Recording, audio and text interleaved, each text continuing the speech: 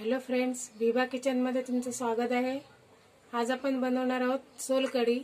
जर हा व्हिडिओ तुम्हाला आवडला तर लाईक करा, शेअर करा आणि सबस्क्राइब करा। हॅलो फ्रेंड्स, आज आपण बनवणार आहोत सोलकढी। त्यासाठी मी घेतले या 8-10 पाकळ्या लसणाच्या, 1 इंच आलं घेतलंय, 5 मिरच्या घेतल्यात, कोथिंबीर आणि हे एका नारळाचं किस घेतलाय। हे कोकम मी रात्रभर भिजत ठेवली होती, त्याचा हा रस आणि मीठ आणि हे लागणार आहे पाणी। आता आपण हे खोबरं मिक्सर मध्ये काढून घ्यायचंय।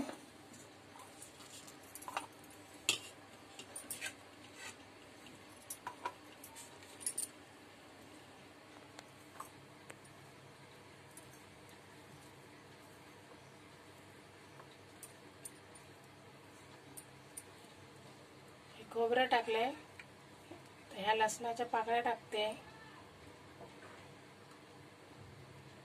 हे आलं मिरच्या टाकते, हे आलं मी कापून टाकणार आहे।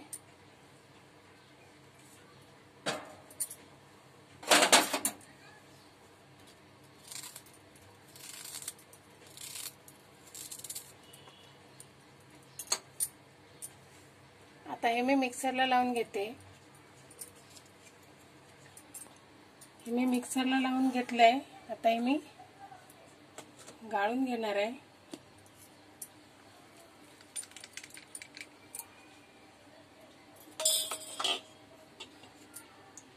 यात थोडं पाणी टाकते, आपल्याला जेवढं पातळ घट्ट पाहिजे असेल तेवढं करायचंय। हे एकदम पातळ बरं नाही लागत, त्यामुळे जरा थोडंच पाणी टाकायचंय।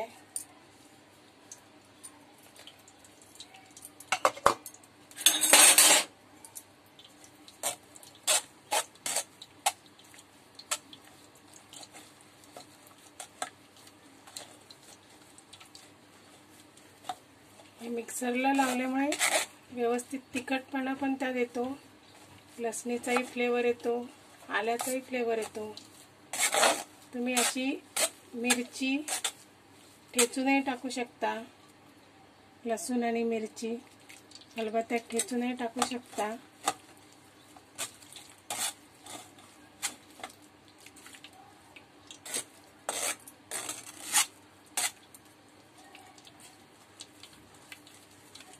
आता सध्या महाळ चालू आहेत, त्यामुळे ही रेसिपी नक्की करून बघा।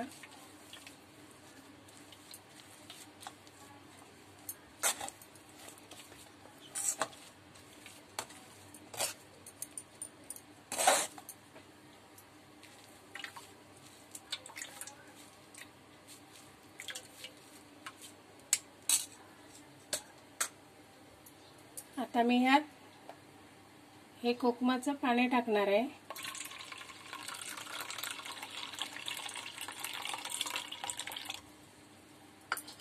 त्यात चवीनुसार मीठ टाकणार आहे। कोकमांना मीठ लावलेलं असतं, त्यामुळे जरा कमीच टाकायचं आणि हे असं मिक्स करून घ्यायचंय ढवळून।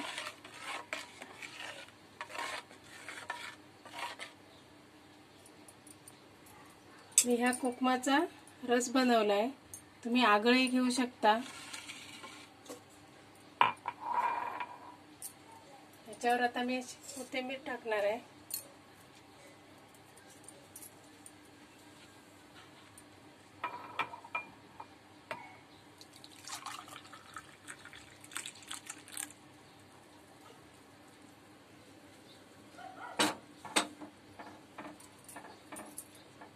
ही आपली सोलकढी तयार आहे।